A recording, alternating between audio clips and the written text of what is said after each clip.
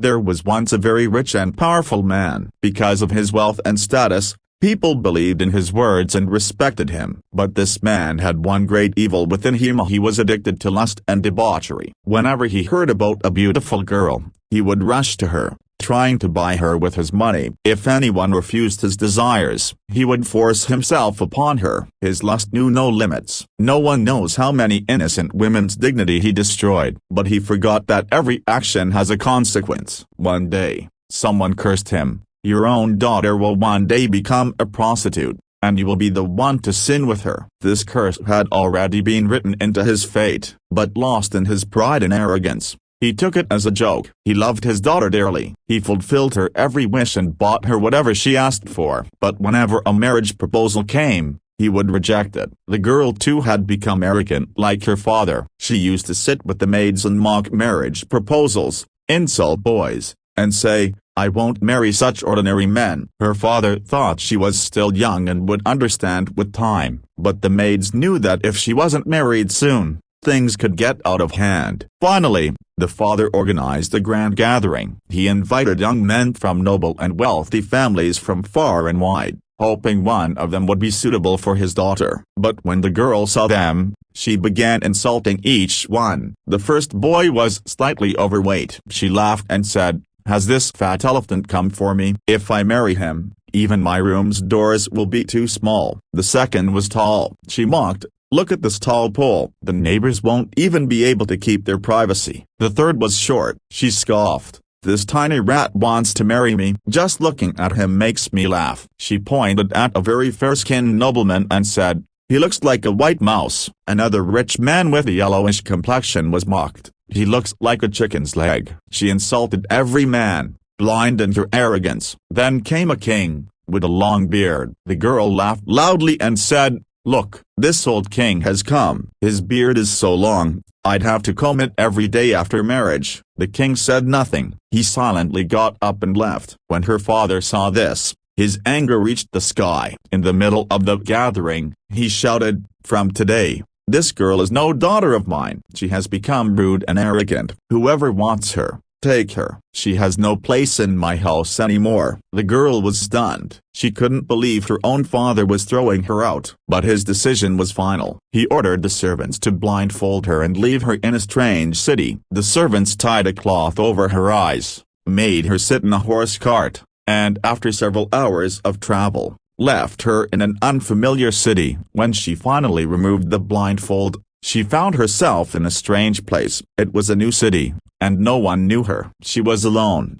helpless, and unsure of what to do next. Evening approached. Darkness slowly spread. She was scared, not knowing where to go. Just then, she saw an old man. He looked like a wise hermit. He saw her standing alone and asked gently, "Daughter, what are you doing here alone at this hour?" "It's not safe to stand here. The times are not good." With a trembling voice, she replied, "A broken bar. I've been thrown out of my house. I don't know where to go." The old man sighed deeply, as if he already knew everything, but he didn't let her suspect. He said, "Daughter, night is falling. This place is not safe for you. Come with me to my home. I have a daughter. She'll be happy to see you." The girl was hesitant at first, but hearing the kindness in his voice, she thought, "If there's another girl at his home, maybe I'll be safe there." After some hesitation, she agreed and went along with the old man. On the way, they passed a huge hunting ground. The girl, amazed by its vastness, asked, "Whose hunting ground is this?" The old man replied, "It belongs to the same king you mocked at the gathering." The girl froze. Regret filled her heart. She whispered to herself, "Oh God, what a grave sin I've committed, a broken bar." But little did she know, this was just the beginning of her cursed journey. After some time, they entered a grand and magnificent city. Seeing the huge palaces, tall buildings, and beautiful gardens, the girl was left speechless. She asked the old man, "Whose city is this?" Smiling, he replied, "This too belongs to the same king. If you had married him, all this would have been yours." Now the girl began to feel the weight of her mistakes. With a sorrowful voice, she said, "If only I hadn't rejected those proposals, a broken bar. If only I had married that king, a broken bar. In my arrogance, I made a huge mistake, but regret was of no use now." The old man said nothing and kept walking. The girl followed silently, exhausted from the journey. She asked, "Baba, how far is your home now?" The old man pointed ahead and said, "See that house over there? That's my home." The girl looked at the house. It wasn't very big but was wide. Its walls were old and partly broken. It looked like the home of a poor man. She asked in surprise, "Baba, why is your house like this?" He laughed and said, "Daughter, we poor people live in such houses. But come inside. You'll feel fine." She entered the house broken bar, but what she saw inside left her stunned. The house had a strange atmosphere. There were many women and girls inside. All of them wore unusual clothes, as if they had a certain type of profession. Each woman had her own room. The girl was shocked. The broken bar couldn't understand what kind of place this was. Suddenly, the old man said, "Daughter, all these women are my daughters." The girl was shocked. She immediately thought, "How is this possible? This man is old,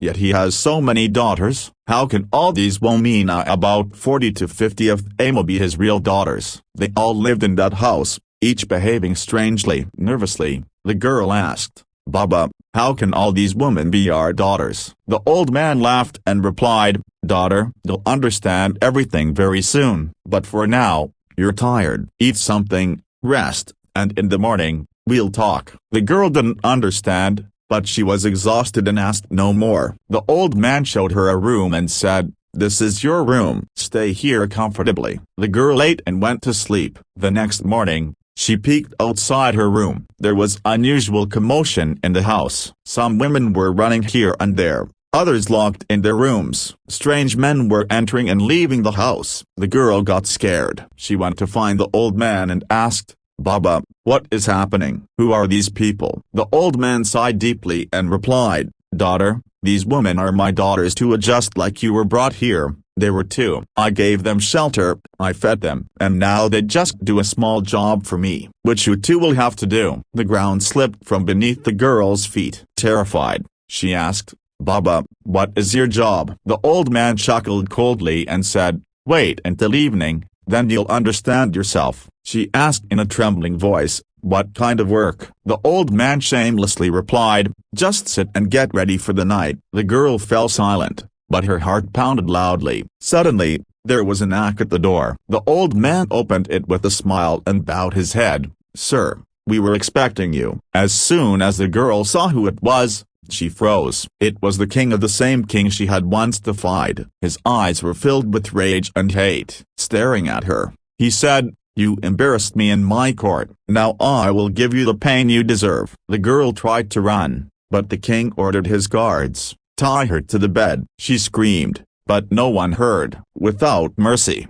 the king took his revenge. Her destruction began that night. For weeks she cried. Then, for months, she went silent. Slowly, everything became a habit. She had become what she once hated. She accepted this life. She became famous far and wide, known as the most beautiful woman in the city. People longed to be with her. She no longer hated this life as she had embraced it. One day, an old man came to the city. People told him, "There's a woman here so beautiful, she looks like she's made of silver. She does things no other woman dares to." Interested, the old man said, "If this is true, I will see her tonight." He was no stranger. He was the girl's real father. The pimp told the girl, "Tonight, a very special guest is coming. He is very rich. If he likes you, your value will increase." The girl didn't object. To her, everything new felt normal. Selling her body had become routine. Honor, shame, and nothing remained. Night came. The room was prepared with the new bed,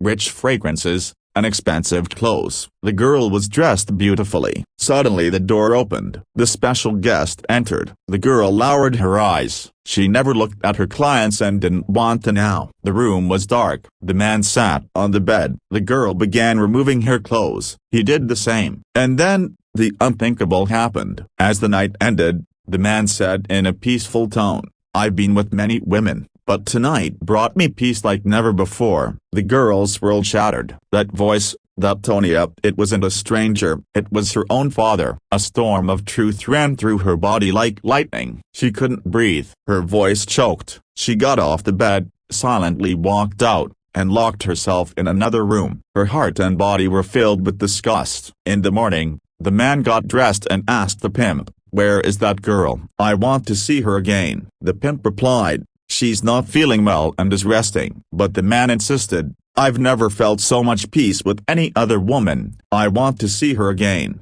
The pimp tried convincing the girl to open the door. She flatly refused. All she said was, "I don't want to meet anyone anymore." After the man left, the girl asked the pimp, "Who was that man?" The pimp replied, "He's a rich man from another city. And to your shaka, he was your own father." The girl heard it, and it was like her soul left her body. She said nothing. She silently went back to her room. The next morning, she left that brothel. No one knows where she went. No one knows what she did to herself. The lesson in this story: you reap what you sow. The one who committed sins was punished by those very sins. The one who tore others' dignity apart lost his own. Oh Allah, protect us from this darkness, save us from sin, and grant our children the wisdom to stay away from evil. Friends, this isn't just a story, it's a powerful lesson. It reminds us, what you sow, you shall reap. If we commit injustice, it will come back to USA in this world,